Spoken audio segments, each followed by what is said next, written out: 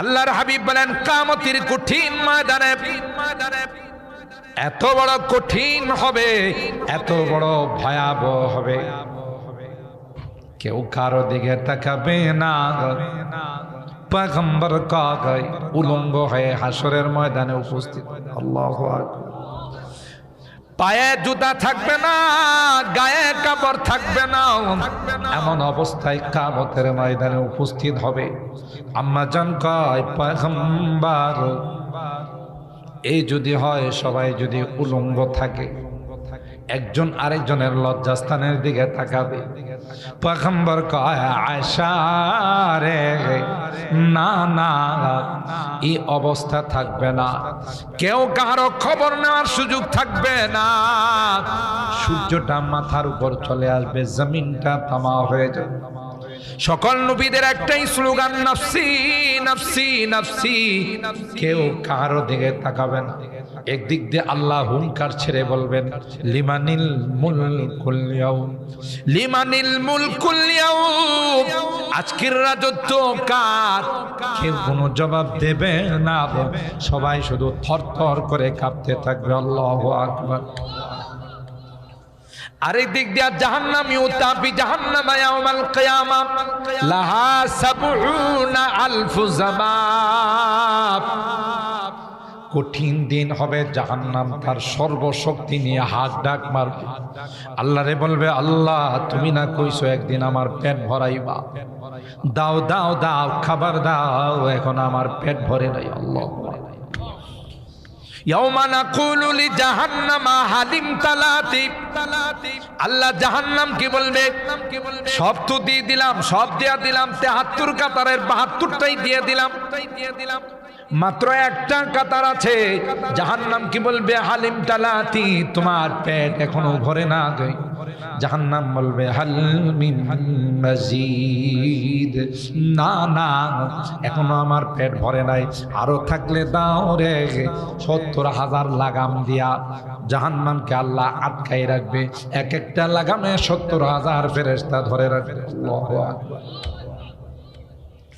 দলে দলে নবীদের কাছে যাবে, সুপারিশ করুন, আর সহ্য হয় না, আর পারি না।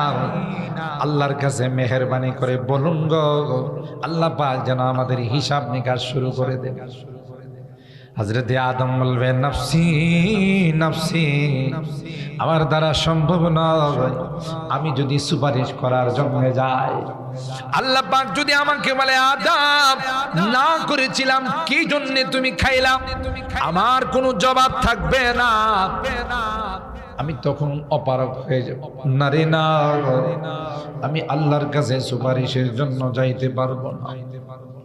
নূহের কাছে যাও, নূহ নবী একই জবাব দিবেন, সকল পয়গম্বররা একই জবাব দিবেন, লাস্তু হুনাকা, আমার দ্বারা সম্ভব নয়। তোমরা যাও যাও ওই পয়গম্বরের কাছে যাও যার হাতে আল্লাহ আজকের দিনের পতাকা দিয়েছে। সুবহানাল্লাহ। এ মুসলমান, এমন কঠিন দিনে গুনার কারণে যদি জাহান্নামের আদালতে, আল্লাহর আদালতের আসামি হয়ে যায়, পয়গম্বর কাগজ 2 জন ব্যারিস্টার, 2 জন লয়ার, 2 জন উকিল আমার আপনার পক্ষে ওকালতি করে। সুবহানাল্লাহ। কালকে কয়জন? আসিয়াম ওয়াল কুরআন ইয়াশফাআনি লিলাহ। রোজা বলবে আল্লাহ আমার মক্কের কষ্ট করে রোজা রাখছিল, পরে ধোঁকায় পড়ে গুনাহ করছে,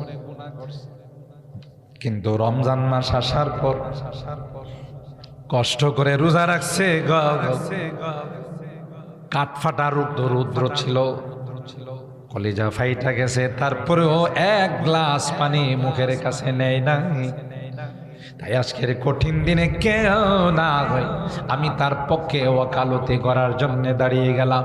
যতক্ষণ পর্যন্ত তোমার জান্নাতের ফয়সালা না হবে, ততক্ষণ পর্যন্ত তোমার আদালত ছেড়ে যাব না। আল্লাহু আকবার। আরেক দিক দিয়ে আরেকজন ব্যারিস্টার বলবে, মহামান্য আদালত, আমার মক্কেল দিনের বেলায় রোজা রাখছে, সারাদিন কষ্ট করে কৃষি কাজ করছি, দোকানে ব্যবসা করছে, অফিসিয়াল ডিউটি করছে। মনটা চাইছিল ইফতারির পর একটু শুইবে, কিন্তু না না, ঘুমায় না, তাড়াতাড়ি করে পাগলের মতো মসজিদে চলে গেছে। আমার মহব্বত আর ভালোবাসা নিয়া মসজিদে গিয়ে 2 ঘন্টা লাগায়া, 1.5 ঘন্টা লাগায়া বড় মহব্বতের সাথে আমাকে শুনছে। আমি রাত্রে ঘুমাইতে দেই না, আবার সাহারির সময় উঠে গেছি। আজকে গুনার কারণে তোমার আদালতের আসামি হয়ে গেছে, আমি তার পক্ষে ওকালতি করার জন্য দাঁড়াইলাম। যতক্ষণ পর্যন্ত আমার মক্কেলকে জান্নাতের ফয়সালা না করা হবে, ততক্ষণ পর্যন্ত তোমার আদালত ছেড়ে যাব না। কোন তো এমন আপন জনকে কি ছাড়া? বড় হুজুর রহমাতুল্লাহ আলাইহি বলতেন, কারে ছাইরা কারে দর্শন। এমন রোজা কি কোনদিন ছাড়া যা? আল্লাহ কোরআনে বলেন, লাআল্লাকুম তাত্তাকুন, সিয়াম সাধনার মাধ্যমে যেই জিনিসটা আমি তোমাদেরকে পুরস্কার দেব, সেটা আর কিছুই না, সেটা হলো আমি তোমাদেরকে মুত্তাকি বানাই দেব।